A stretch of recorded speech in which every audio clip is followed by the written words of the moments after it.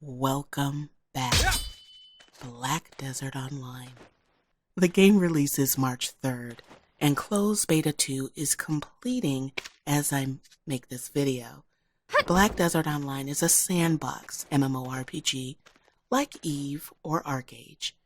If you are into sandbox MMORPGs, this game might be a good pick for you. However, before I get into Black Desert Online and what it's about, I'm going to say this up front. If you are excited for a sandbox MMORPG, you might want to consider, while watching this video, getting a Founders Pack so you can gain early access before launch, or waiting for the initial rush to die down before jumping in.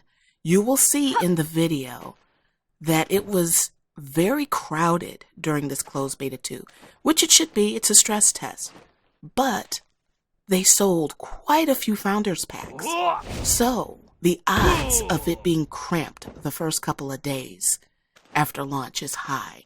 You'll see what I mean. The game is optimized though, but you'll see what I mean shortly. I just wanted to put that out there.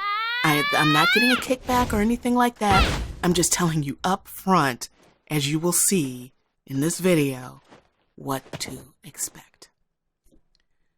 BDO is a beautiful game with insane character creation and customization options. They have a character creation program that is separate from the game. It's a free download. So if you are one, like I am, that normally spends a lot of time in the character creation area, you can create your character in advance and import it in at launch.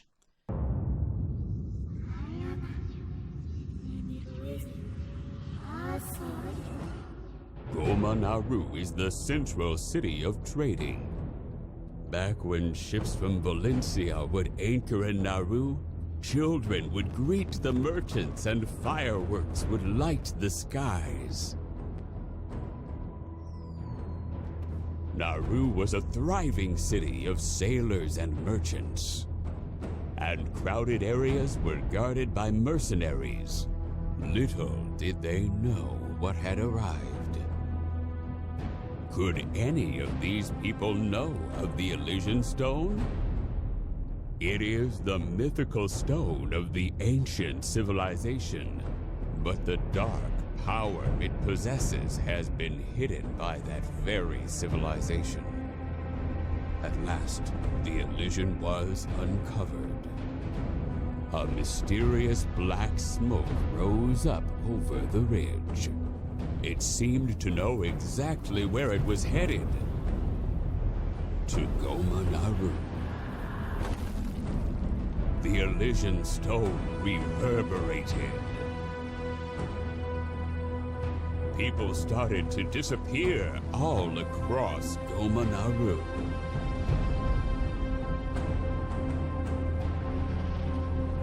In the end, there was no one left, and that day was soon forgotten.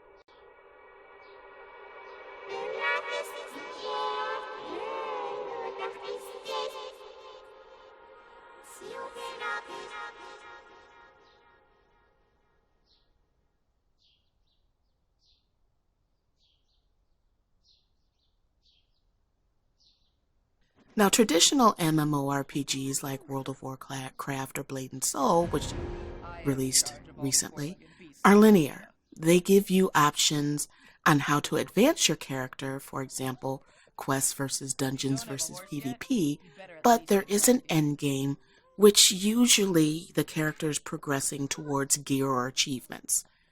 In BDO, you create your own story, which means that in comparison to traditional MMORPGs, BDO will require a significant time investment to advance and learn the game.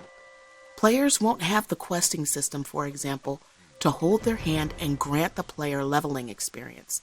Many of the quests in BDO give contribution points rather than leveling experience.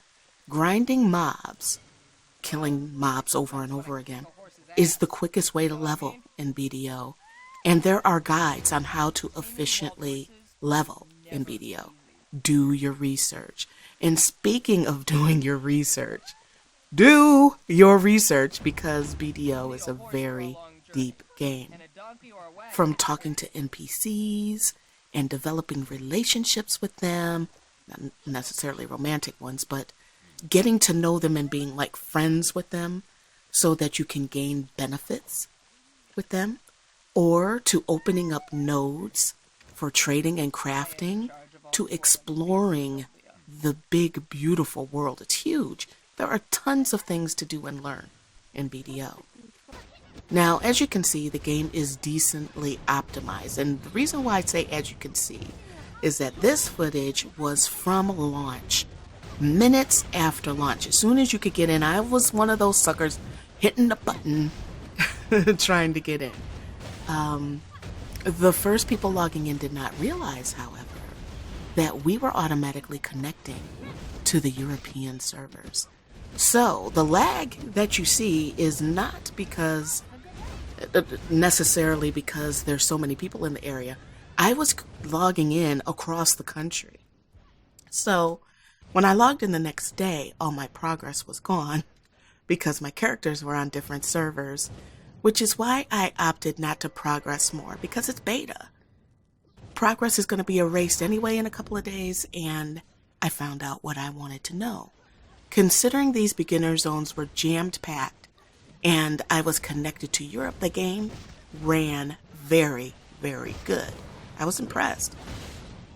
I have not purchased a Founders Pack. See, you were expecting, because I said you might want to do that up front, that I had, but I haven't, because I'm unsure whether I want to invest the time or I have the time to invest in BDO initially. There are some things that I want to complete for the channel, although I love sandboxes and BDO looks great. And I will be covering more as the game progresses, because BDO is like a game that gets better with time. It's not a game that was created in the US, it was created in other areas. And there's content coming here which interests me more than what's available right now. Let's put it like that. The developers seem to be making an effort to make this game fit in the US and European markets. The game is buy to play. You purchase the game, no subscription. And as of now, the cash shop is not pay to win, although some of the items in there are rather expensive. Keep in mind that BDO is an open world PvP game. It is a sandbox, meaning you cannot opt out of PvP. Whereas in Blade and Soul, you don't put on the PvP gear, you will never have to PvP if you don't want to. There are no PvP, PvE servers for BDO. There are mechanics in the game, however, to encourage meaningful PvP. For example, a karma system that penalizes ganking because you lose karma. And guilds can go to war with each other, so I expect epic battles to ensue. Remember, the best way in this game to level is to grind mobs. So be careful, because in the higher level zones, you can and will be attacked at higher levels for competition in those zones. The good news, your characters on your account are a family and they can share things. And because stats aren't attached to gear like traditional MMORPGs, you can give your level 5 alt your max level tune gear. You cannot, however, trade with other players. So keep this in mind when playing with friends and guildies. I could go on and on and on and on and on and on about Black Desert Online, and I will in the future. The main point of this video is to inform you about the launch date, March 3rd, warn you, do your research. For example, skills. As of right now, you cannot just reset your skills for free. You'd have to go into Cash Shop for that. So research your characters, research your skills, think about what you want to do in the game. And if you are thinking about playing the game, make the decision now how you want to progress your character so you can decide if you want to take part in that beginning madness or not at launch. If you're interested in making a guild and being the top dog in crafting, then you might want to consider getting the Founders Pack for the early access and be prepared to endure the craziness that comes with it. Otherwise, wait for things to stabilize and then jump in the game. There is nothing wrong with waiting.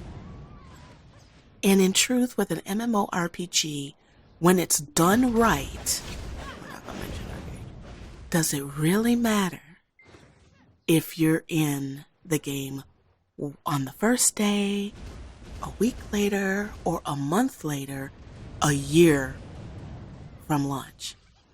No. So, are you looking forward to BDO? Let me know in the comments. And that's it for this one. Wow, it's been a long time since I've said that. Thank you for watching, and I will see you guys in the next one.